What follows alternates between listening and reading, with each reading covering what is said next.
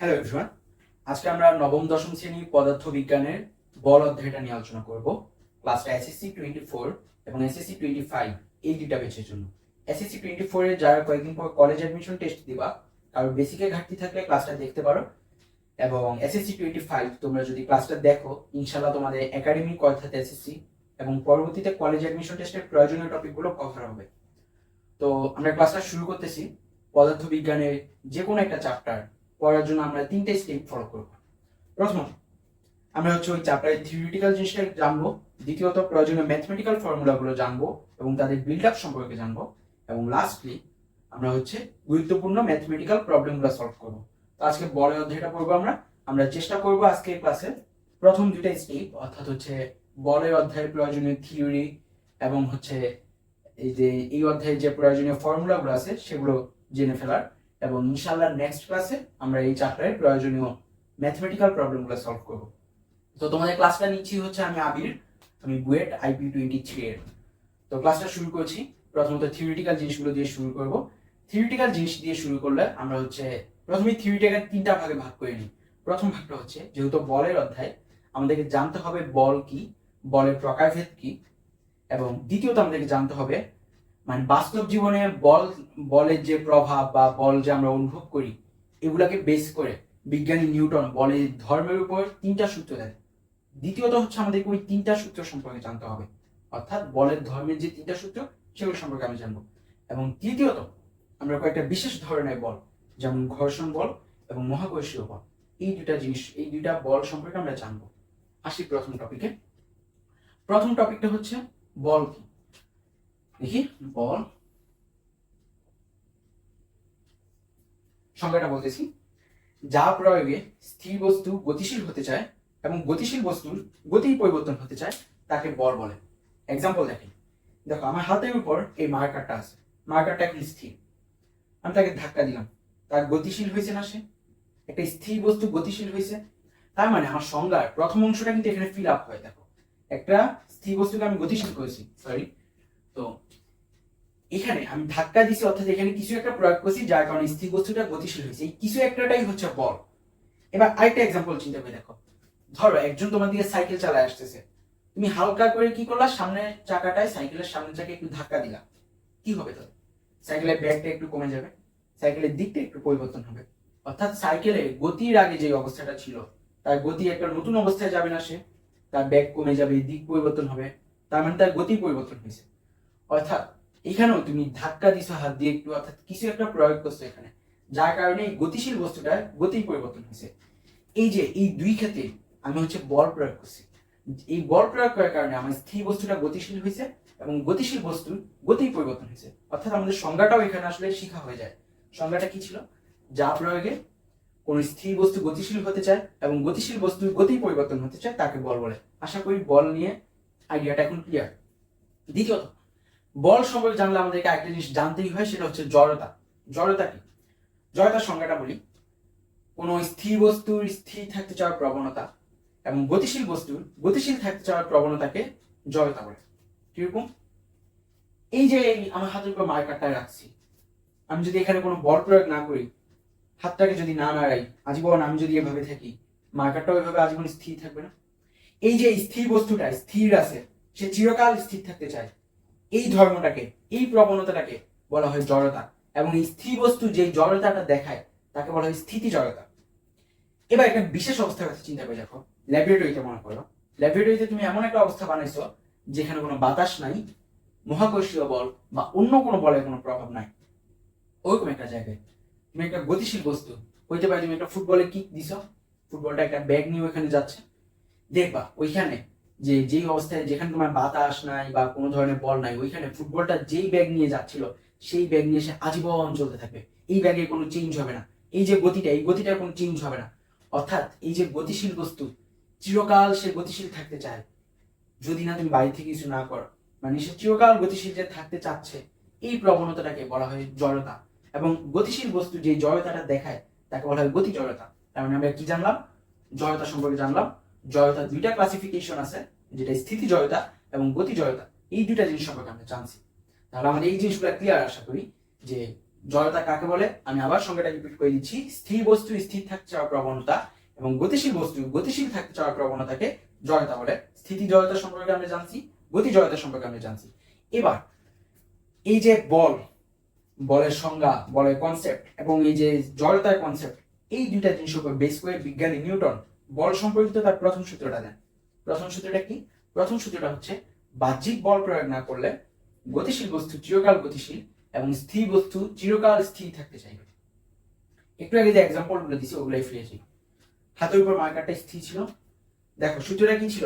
বাহ্যিক বল প্রয়োগ না করলে স্থির বস্তু চিরকাল স্থির থাকবে এবং গতিশীল বস্তু চিরকাল গতিশীল থাকবে।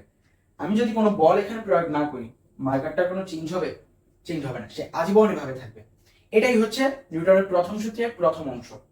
আবার আমি যদি এখানে বল প্রয়োগ করি তাহলেই তার কিন্তু মানে এই যে স্থির অবস্থাটা এটা পরিবর্তন হয়, সে গতিশীল হয়। ঠিক আছে, আশা করি প্রথম অংশটা ক্লিয়ার। এবার চিন্তা করে দেখো, ল্যাবরেটরিতে যে অবস্থাটা তুমি কল্পনা করেছো, যেখানে বায়ু ছিল না, কোনো বলের প্রভাব ছিল না, সেইখানে যে ফুটবলটাকে তুমি কিক দিয়ে গতিশীল করেছো, সেই ফুটবলটার উপর অন্য কোনো বল প্রয়োগ না করলে কি সে কখনো থামবে? না, সে কখনো থামবে না। অন্য কোনো বল প্রয়োগ না করলে সে আজীবন এই গতিশীল মানে যে বেগে গতিশীল ছিল সেই বেগে সে গতিশীল থাকবে, একইভাবে থাকবে। কিন্তু বাহ্যিক বল প্রয়োগ করলে সে এট এ পয়েন্ট থেমে যেতে পারে। অথবা তুমি যদি বাহ্যিক বল প্রয়োগ করে আরো জোরে একটা লাথি দাও, তাহলে তো সে আরো গতিশীল হবে, আরো বেগে গতিশীল হবে। মানে বেসিক কথা হচ্ছে বাহ্যিক বল প্রয়োগ না করলে এই যে গতিশীল বস্তুটা চিরকাল আগের মতোই গতিশীল থাকতে চাইবে এবং বাহ্যিক বল প্রয়োগ না করলে এই স্থির বস্তুটা চিরকাল একইভাবে স্থির থাকতে চাইবে। এটা হচ্ছে আমাদের নিউটনের প্রথম সূত্র। তো আমাদের মোটামুটি এই রিলেটেড অর্থাৎ এই টপিকে আমাদের যে থিওরিটিক্যাল টপিকটা ছিল ফার্স্ট অংশের আলোচনাটা মোটামুটি শেষ। এবার জাস্ট ছোট্ট একটা অংশ জানবো, সেটা হচ্ছে বলের প্রকারভেদ। এটা খুবই লেস ইম্পর্টেন্ট একটা টপিক, আমি এটা অত ডিটেলসে পড়াবো না। জাস্ট তিনটা ইনফরমেশন, সাংখ্যিক ইনফরমেশন তোমাদেরকে দিয়ে দিব যেগুলো এমসিকিউর জন্য দরকার। যাই হোক, আমি সংক্ষেপে বুঝিয়ে দিচ্ছি। বলের ক্লাসিফিকেশন অর্থাৎ বল কয় প্রকার, তোমাদেরকে জিজ্ঞাসা করলে অনেক ধরনের বলতে পারবা। আমাকে জিজ্ঞাসা করলে আমি নিজেও এখন দুইটা ক্লাসিফিকেশন আমার মাথায় আছে, দুইটা বলবো, ঘর্ষণ বল, মহাকর্ষীয় বল। কিন্তু দেখা যায় বাস্তবে বলের অনেকগুলা প্রকারভেদ দেখাইলো, ওগুলাকে ফিল্টার করতে থাকলে দেখা যায় সবগুলা বল আসলে চারটা মৌলিক বলের বিভিন্ন রূপ।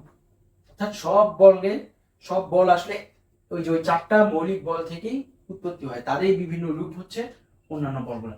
তো এই চারটা বলকে মৌলিক বল বলা হয়। তারা কি কি?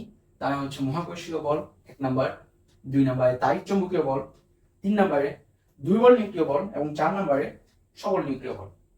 তো এখানে মহাকর্ষীয় বল কি? মহাকর্ষীয় বল খুব সিম্পলি মনে রাখতে পারো, মহাবিশ্বের যে কোনো দুইটা বস্তুর মধ্যকার আকর্ষণ বল হচ্ছে মহাকর্ষীয় বল। এই যে আমার আর হোয়াইট বোর্ডের মধ্যে একটা আকর্ষণ বল বিদ্যমান আছে, এই আকর্ষণ বলটা হচ্ছে মহাকর্ষীয় বল। আমার আর পৃথিবীর মধ্যে একটা আকর্ষণ বল বিদ্যমান আছে, এই আকর্ষণ বলের কারণে আমি লাফ দিয়ে বেশি উপরে উঠতে পারিনি, একটু উপরে উঠে নিচে নেমে যাই। এই আকর্ষণ বলটা হচ্ছে মহাকর্ষীয় বল। আশা করি টপিকটা ক্লিয়ার।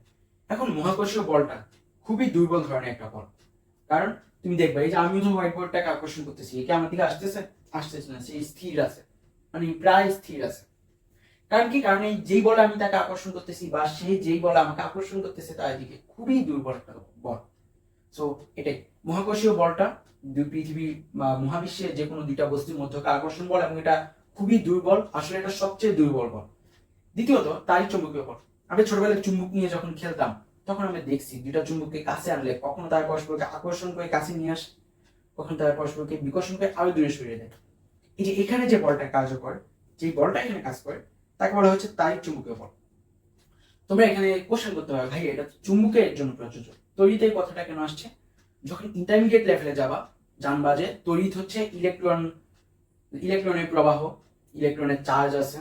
তো বেসিক্যালি দুইটা চার্জ পরস্পরকে আকর্ষণ বা বিকর্ষণ করতে পারে।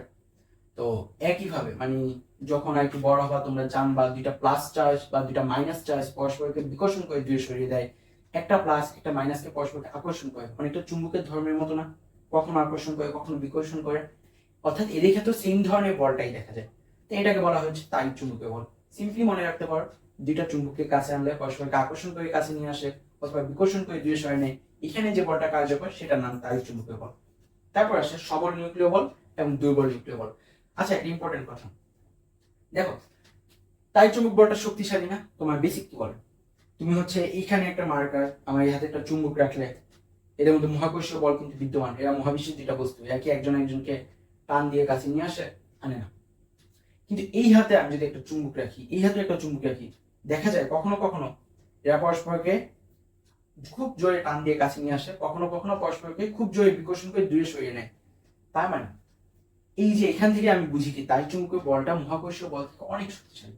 তো ল্যাবরেটরিতে গবেষণা করে পাওয়া গেছে তাই চুম্বকীয় বলটা মহাকর্ষীয় বল থেকে 10⁻36 লিখে দিচ্ছি, বইয়ের মধ্যে আছে পড়নীয়, 10⁻36 গুণ শক্তিশালী। কে শক্তিশালী? তাই চুম্বকীয় বল। কার কত গুণ শক্তিশালী? মহাকর্ষীয় বলে 10⁻36 গুণ শক্তিশালী। মোটামুটি একটা কনসেপ্ট ক্লিয়ার হলো আমাদের। এরপর যেটা বলতেছিলাম সবল নিউক্লিয় বল, দুর্বল নিউক্লিয় বল, এগুলো ক্লিয়ার করি। আসো, সবল নিউক্লিয় বল কাকে বলে? দেখো, খুব বেশি ডিটেলসে এগুলো বুঝতে যাবে না, মাথায় প্যাচ লেগে যাবে। ইন্টারমিডিয়েট লেভেলেও এদের ডিটেলস অতটা আলোচনা নাই, জাস্ট সংজ্ঞাটা মনে রাখো, সাংখ্যিক মানগুলো মনে রাখবা। সংজ্ঞাটা হচ্ছে তোমার কোনো পরমাণু নিউক্লিয়াসে যেই বলের কারণে ওই নিউক্লিয়াসের প্রোটন এবং নিউট্রন গুলো পরস্পরের সাথে আবদ্ধ থাকে তাকে সবল নিউক্লিয় বল বলে।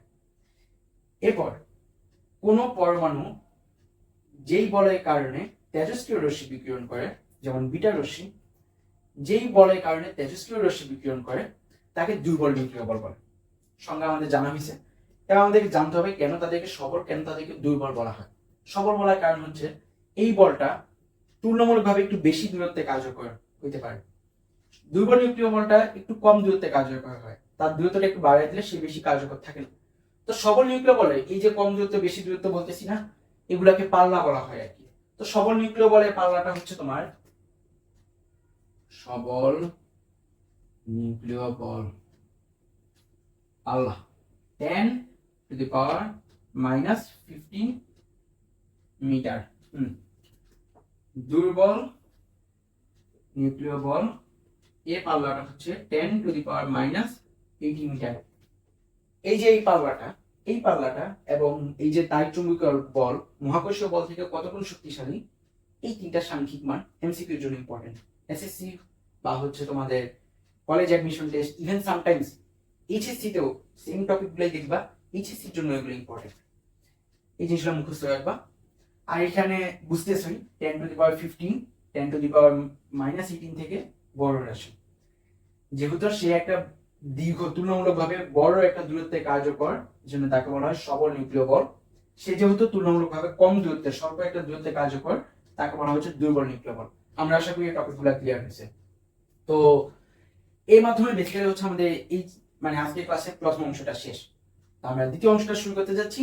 দ্বিতীয় অংশ হচ্ছে আমরা ভরবেগ এবং হচ্ছে নিউটনের ভরবেগের সূত্র, যেটাকে কিনা আমরা নিউটনের দ্বিতীয় সূত্র বলি, সেটা নিয়ে আলোচনা করব।